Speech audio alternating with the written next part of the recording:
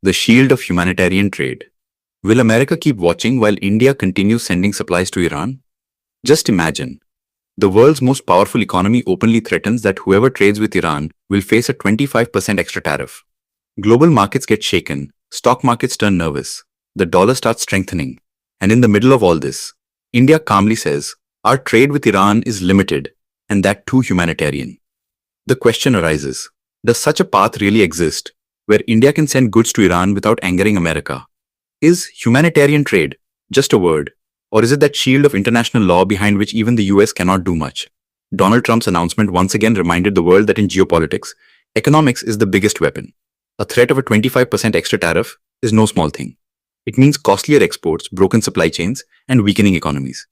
But amid all this noise, when India's name comes up, the picture changes slightly. The statement given by India's Commerce Secretary Rajesh Agrawal was very carefully worded. India has not yet been clearly told by the US which goods the tariffs will apply to, and India's trade with Iran is limited and largely humanitarian. That single line becomes the pivot of this entire issue. Now the question is, what exactly is humanitarian trade? We often hear this term in the news, but very few people understand its depth.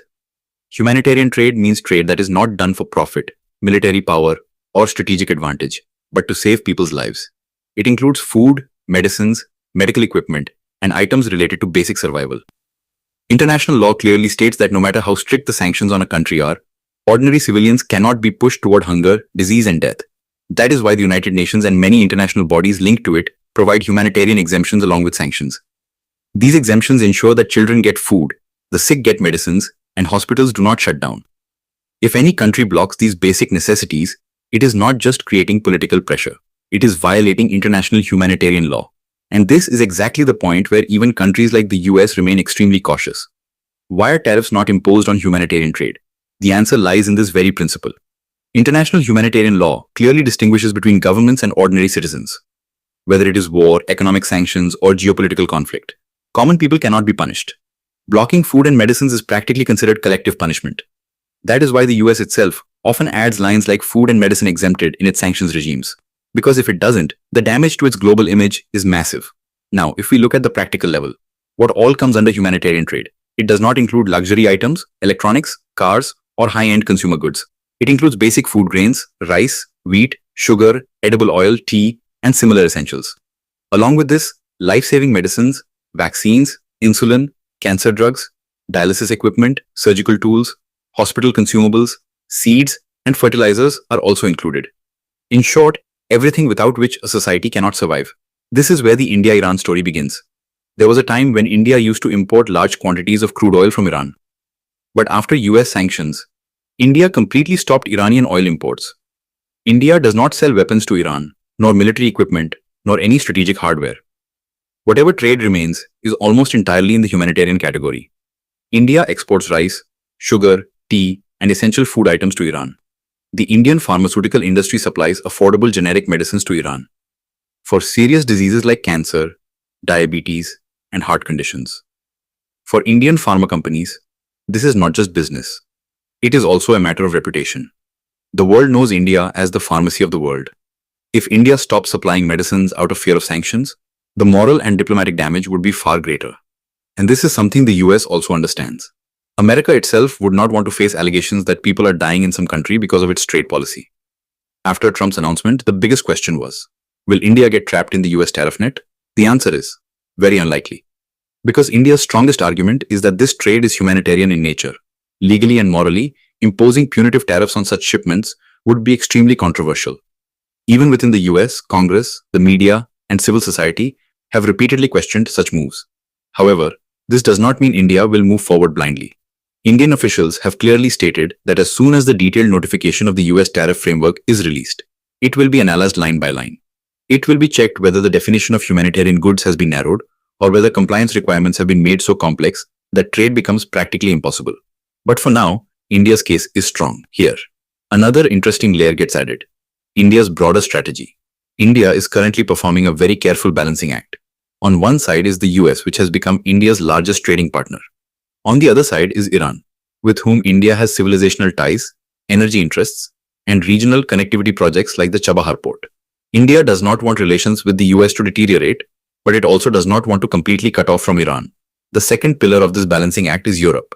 Talks between India and the European Union on a free trade agreement have been going on for years. Now, signals suggest that these talks are in the final stage. Why is India important for the EU? Because 1.4 billion consumers, a growing middle class, and a fast expanding market are a goldmine for any global bloc.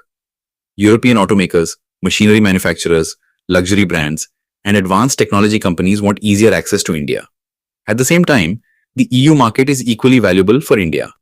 Textiles, leather goods, gems and jewelry, IT services, and pharma exports could get tariff-free or low-tariff access.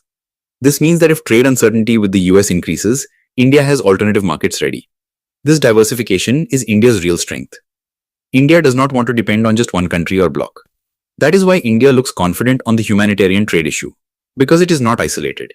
If we look at the global picture, Trump's tariff politics is not limited to Iran alone. It is a signal that trade wars could become even more intense in the coming times. But humanitarian trade is one of the few areas where even the most aggressive policies hesitate to cross a red line. The reasons are clear: image, legality, and morality.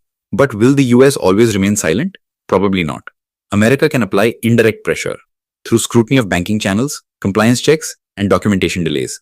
That is why India's focus is not just on trade, but also on trade mechanisms.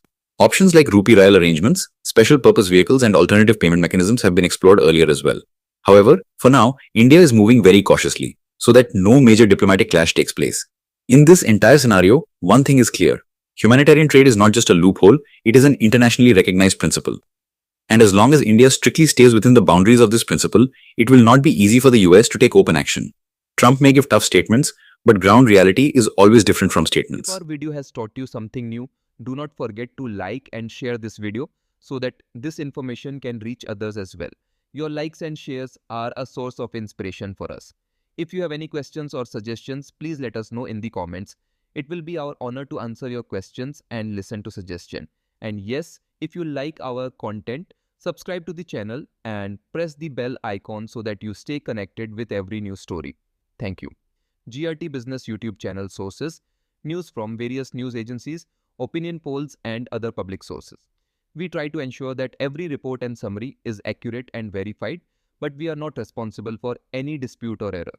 Our aim is only to provide you with accurate information.